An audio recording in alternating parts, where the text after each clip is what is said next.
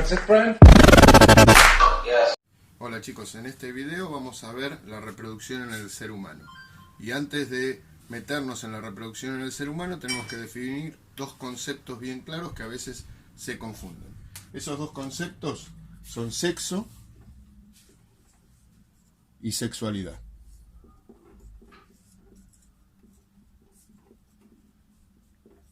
¿Qué es el sexo? El sexo va a estar dado por la genitalidad, ¿sí? Si tiene genitales masculinos va a ser un varón, si tiene genitales femeninos va a ser una mujer. O por los cromosomas sexuales, que XX va a ser mujer, los cromosomas XX, el par sexual va a ser mujer, o el cromosoma XY va a ser varón, ¿sí? Con respecto a la sexualidad, va a definir lo que nosotros vamos a tener en nuestra vida, ¿sí? Que eso va a ser cómo nos vamos a ir criando en nuestra vida, tiene que ver con las amistades, tiene que ver cómo nos vamos criando, qué es las experiencias que vamos teniendo en nuestra vida, y eso va a definir nuestra sexualidad. Entonces, es claro ver la diferencia entre sexo, que ya está definido por la genitalidad, y la sexualidad, que se va a definir con el transcurso de lo que nosotros, o de nuestras vivencias, ¿sí? Vamos a definir los dos símbolos que representan a el sexo. Vamos a tener, por ejemplo, este símbolo que va a representar al sexo femenino. Está representado por la diosa Venus romana y representa el espejo de mano de Venus. Y el masculino está representado por Marte, también el dios de la guerra. Venus representa la femineidad de la mujer, y Marte va a representar la masculinidad del hombre, ¿sí? Y está representado entonces por el escudo de Marte y la lanza de Marte, ¿sí? Ambos dioses romanos. Bien, ahora vamos a ver entonces los órganos del aparato reproductor femenino, ¿sí? Nos vamos a encontrar con unos órganos internos y unos órganos externos. Primero vamos a ver los órganos internos. Está representado por, ¿se acuerdan que habíamos visto los oviductos? En este caso el oviducto femenino se va a llamar trompa de Falopio.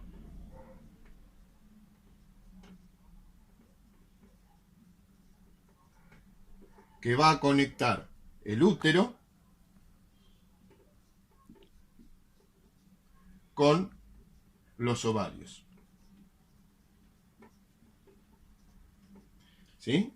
Hablamos de ovarios porque son órganos pares. Y en contacto con el exterior y el útero se va a encontrar la vagina.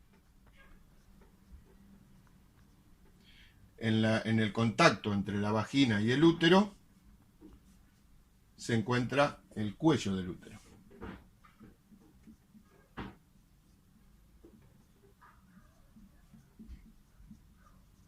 Vamos a ver simplemente cuál es la función de cada uno.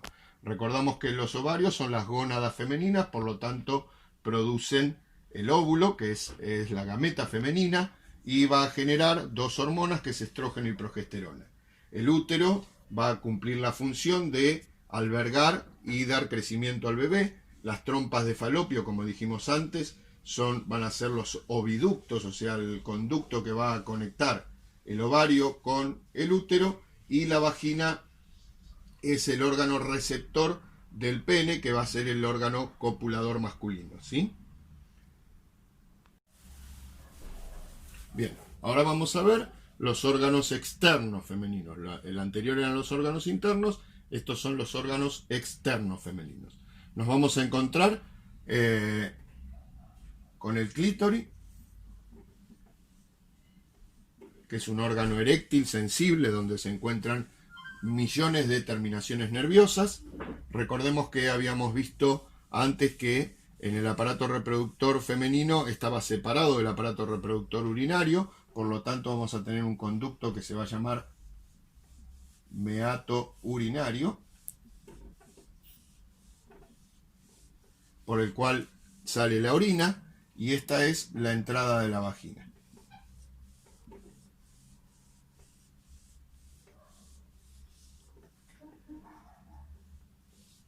Bien, todo esto va a estar recubierto por unos labios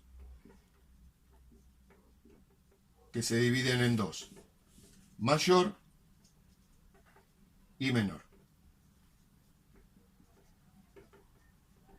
Al conjunto completo de... Bueno, ahora lo vamos a ver. El clítoris entonces cumple una función como si fuera un micropene, ya que tiene tejido eréctil.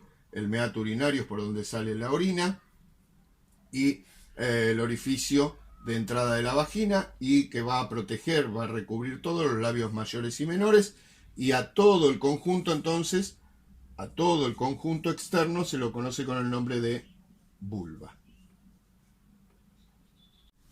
Bueno, ahora vamos a ver los órganos masculinos, ¿sí? Esto es un corte transversal del aparato reproductor masculino y nos vamos a encontrar con los testículos,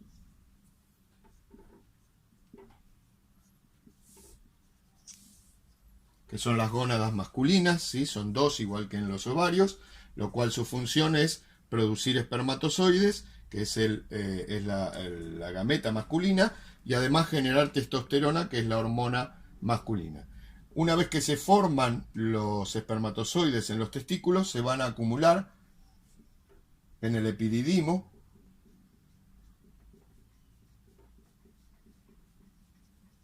donde ahí el testículo va a madurar y va a tomar movilidad, ¿sí? El epididimo se va a conectar con el conducto eyaculador, ¿sí? Por un conducto que se llama conducto deferente.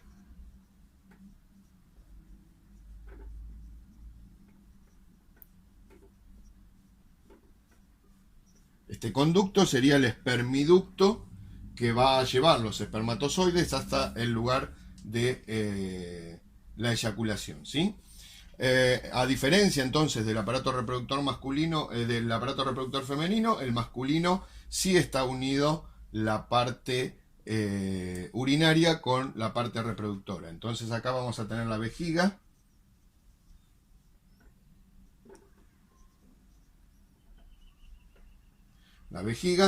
y que si observamos acá se conecta con el conducto deferente, que en este caso ya pasa a llamarse conducto eyaculador, ¿sí? Vamos a tener las glándulas seminales,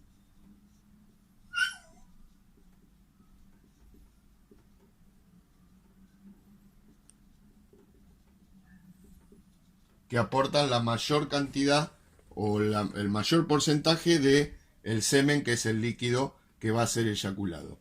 Y luego, en este sector de acá, se va a encontrar la próstata. La próstata lo que hace es aplicar un líquido para neutralizar el conducto eyaculador, ya que a esta altura va a salir tanto el semen como la orina, y como la orina es ácida, necesita un líquido que neutralice la acidez de la orina para que los espermatozoides no mueran al salir por el conducto, ya que recordamos que es el mismo conducto de salida de la orina que del semen, ¿sí? El órgano copulador se va a llamar pene,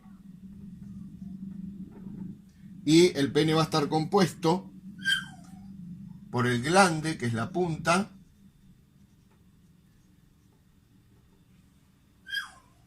y a su vez el pene va a tener unos sacos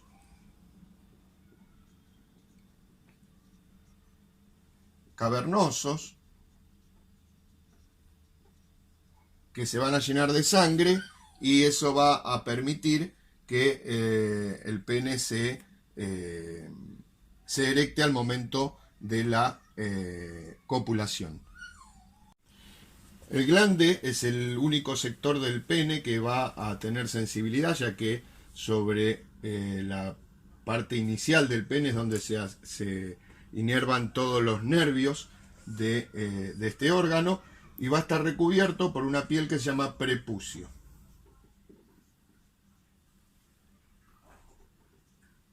Listo. Bien, ahora vamos a ver las hormonas, ¿sí? Tanto las femeninas como las masculinas. Las femeninas vamos a tener el estrógeno y la progesterona, que se llaman hormonas ováricas. ya que es el encargado de generar las hormonas, ¿sí? El ovario genera el estrógeno y la progesterona, y después vamos a tener la hormona FSH y la hormona LH, o sea, hormona folículo estimulante y hormona luteinizante, que se llaman hormonas hipotalámicas.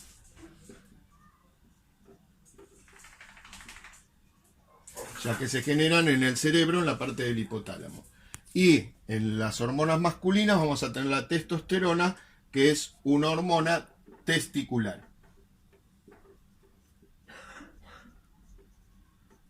Ya que se generan en los testículos. Bien, vamos a ver ahora cómo funciona el ciclo menstrual. El ciclo menstrual, como dice su nombre, es un ciclo, o sea que nunca tiene principio y fin, pero se toma como momento de principio o día cero al día del primer sangrado, o sea, cuando comienza la menstruación. Esa menstruación dura aproximadamente unos 5 días, ¿sí? Es un periodo que normalmente dura unos 28 días, ¿sí? En el día aproximadamente, en el día 14, es el día en el cual se produce la ovulación, ya que la hormona folículo estimulante, o FSH, estimula el folículo, o sea, el folículo ovárico estimula produciendo la ovulación, ¿sí? Y luego, automáticamente, la hormona LH, hormona luteinizante, va a formar el cuerpo lúteo en esa, digamos, herida que queda al producirse la eclosión de la ovulación, liberando entonces estrógeno y progesterona. Entonces comienza a liberar progesterona y estrógeno.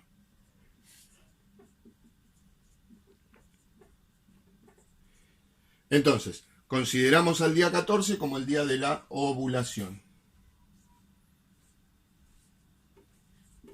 Bien, como el espermatozoide tiene una vida útil de 72 horas dentro del cuerpo de la mujer, se considera que 3 días antes, o sea, día 11, y 3 días después, o sea, día 17, se considera los días en el cual la mujer se va a encontrar en la fertilidad.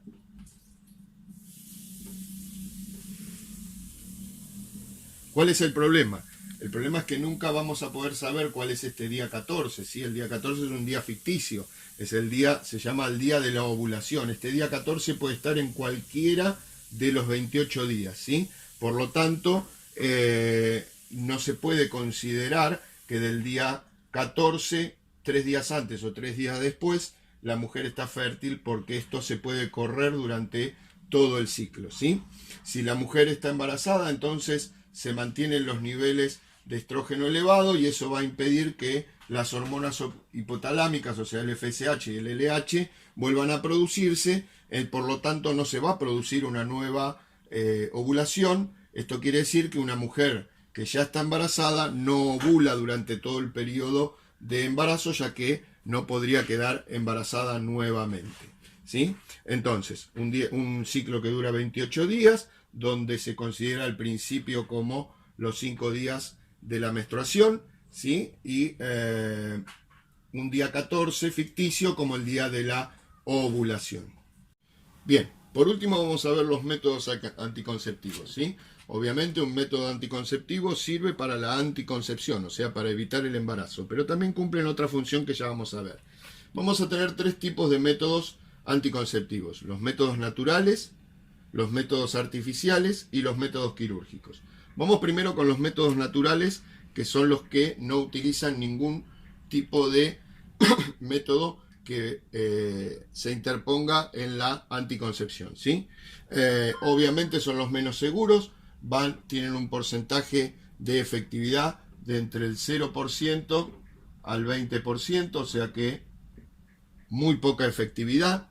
Y esos pueden ser, por ejemplo, el calendario, ¿sí? Contando los días para buscar ese día 14. El problema de este método es que la mujer tiene que ser muy, muy regular, ¿sí? Para poder encontrar ese día 14. El otro método es el método de la temperatura, en el cual la mujer tiene que tomarse la temperatura vaginal todas las mañanas antes de levantarse, y el día que tenga un grado más de temperatura es el día de la ovulación, ¿sí? Este método de la temperatura se utiliza más para poder procrear para las parejas que buscan bebés que para las que no los buscan, ¿sí? Y el último método, uno de los últimos métodos, los que vamos a ver nosotros acá, se llama coito interruptum, ¿sí? Que del latín significa interrumpir el coito, ¿sí? O sea, evitar la eyaculación dentro del aparato reproductor femenino. El inconveniente que tiene este método es que el hombre, si bien sí siente cuando está por venir la eyaculación, primero hay jugos eyaculatorios que se eliminan al principio, como por ejemplo los que producen la próstata, que no se sienten, y esos jugos pueden contener en su interior espermatozoides. Por lo tanto, los métodos naturales no son para nada efectivos, ¿sí? Ya les vuelvo a recordar, entre un 0% de efectividad y un 20% de efectividad. Eso quiere decir de que cada 10 personas que utilizan métodos anticonceptivos naturales, 8 personas quedan embarazadas, ¿sí? Después tenemos los métodos artificiales, que son los más usados, ¿sí? Estos sí tienen una efectividad entre un 70 a un 90-95%, ¿sí? En los cuales nos vamos a encontrar con dos tipos de métodos. Los métodos artificiales de barrera, que no solamente impiden el embarazo, sino que también impiden las enfermedades de transmisión sexual o enfermedades venéreas, y en los cuales vamos a encontrar el profiláctico femenino y el profiláctico masculino, ¿sí? También métodos artificiales vamos a tener como la pastilla, ¿sí? Las pastillas se toman todos los días, generalmente a la misma hora. No hay que olvidarse porque lo que estoy ingresando a mi cuerpo son hormonas, por lo tanto tengo que tomar las pastillas todos los días sin olvidarme de tomar, porque en cuanto me olvido de tomar, mi cuerpo automáticamente cambia los niveles de hormonas, o sea, el cuerpo de la mujer cambia los niveles de hormonas y automáticamente se produce la ovulación, ¿sí? Para eso tenemos la inyección, ¿sí? Que se aplica una sola vez por mes. Es una inyección que se coloca, entonces ingresa la cantidad hormonal que necesito para todo el mes.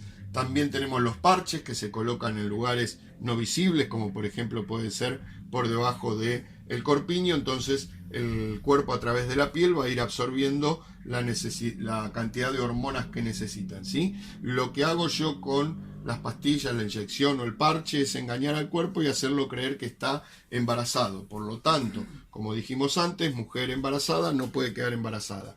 Eso es lo que hacen este tipo de métodos anticonceptivos, hacerle creer a la mujer a nivel hormonal de que está embarazada. Después tenemos un dispositivo que se llama DIU, dispositivo intrauterino. Este dispositivo ahora mejoró mucho porque también contiene hormonas, aparte de tener componentes metálicos, pero lo que tiene es que lo debe colocar un ginecólogo, ¿sí? Lo más cómodo es utilizar los métodos de tanto orales como los parches como la inyección, ¿sí? Cuanto más métodos utilices, más me voy a ir acercando al 95% de efectividad, ¿sí?